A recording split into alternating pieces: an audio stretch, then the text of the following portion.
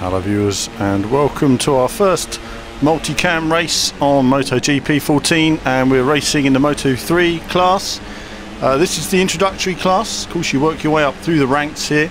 Marc Marquez was racing here on Aprilia with Bradley Smith, of course, a few years ago, which was where we first saw him, how dominant he was. I remember his lead at the time, racing around Silverstone, absolutely immense. Bradley will always be a slow starter and then come through towards the end. However, I'm starting at the back in this race, and I've given myself a challenge to work my way through.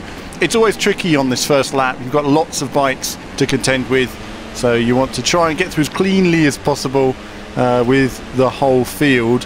Now, it has been put to me about the DLC. How does the DLC work? There is DLC which is coming out day one, which has all of the riders, all of the details. Now, I'm not certain on field restrictions, but as I understand it, the PC version and the PS4 version, once the DLC is applied, will run with the full field of bikes. And I believe that's up to 34 bikes, but I might be getting my Moto2s and 3s mixed up there. But either way, it's a big field of bikes, and it's going to be the full field of bikes on the PS4 and PC version. That's confirmed at the moment. More information on the other console versions when I have it. Either way, we're racing around Silverstone here now, and you can see obviously the race cam at the top, and of course you've got the replay in the bottom left, and a forward cam as well down there as well, just to give you a different perspective on things. I always like to show things from the different perspectives. The replays look really nice this time, nice lighting and everything else. Obviously it depends on the circuit. Some circuits are more detailed than other in this version. I found that, for example, Argentina was very nicely detailed, as was Mugello, but some other circuits haven't moved on as much. But either way, it's looking very nice at the moment.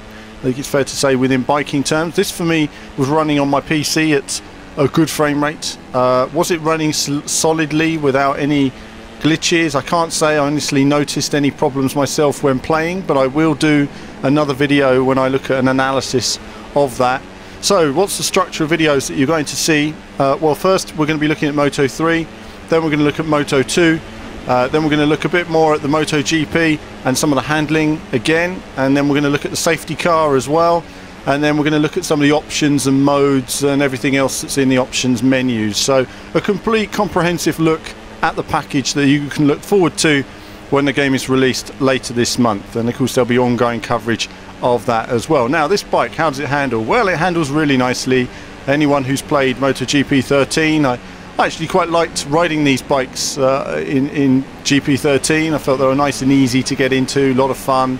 The bike goes generally where you want it to go, and that really works out nicely. So I'm working my way through the field. I'm not hanging about.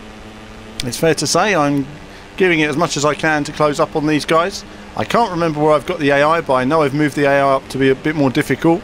I will do some tests as well on the hardest AI setting, just to see what we can do in terms of maximizing speed and lap time.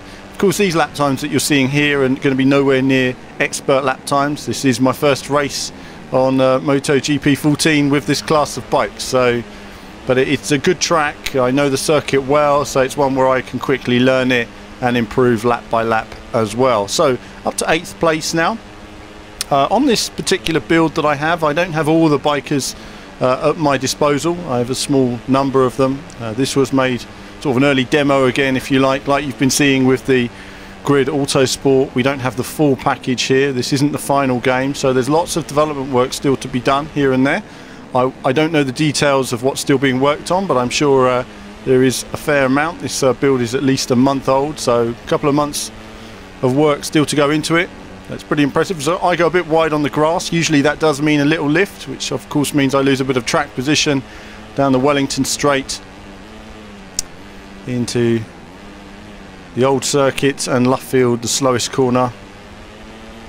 And this is where you would sit years ago if you had access during testing. You could sit there, you could come into Silverstone for free.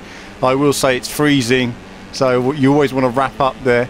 It's often cold most of the year at Silverstone. It's not very warm a lot of the time, except in the summer it's actually cold even when it's sunny, so you get sunburn really easily. I talk from experience.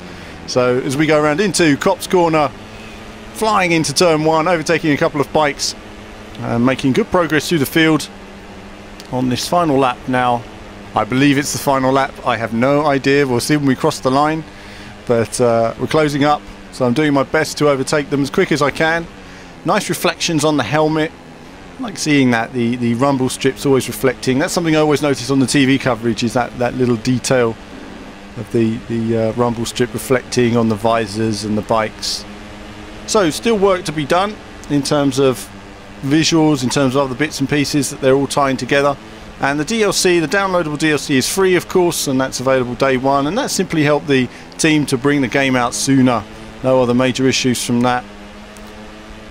And again, I'll point out any frame rate issues that you see in the video. I'm not necessarily aware of those in my particular build, but I will investigate those again once I'm recording. It's funny, it's one of those things, but when you're racing this type of thing over many laps, you're concentrating more on the laps at the time than you are on any frame rate issues, unless a frame rate issue is something that's impacting on gameplay, in which case then it becomes very important.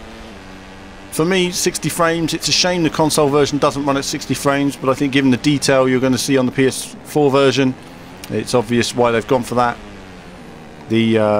I'm looking forward to seeing the PS3 and Xbox 360 versions to see what steps forward have been made there in terms of the whole package.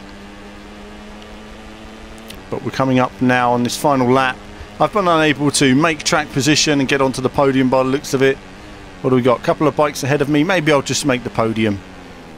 But this has been a first race with Moto3. Do let me know what you'd like to see, bikes and track combinations. I'll be looking to run the Legends as well, and there'll be more from me very soon.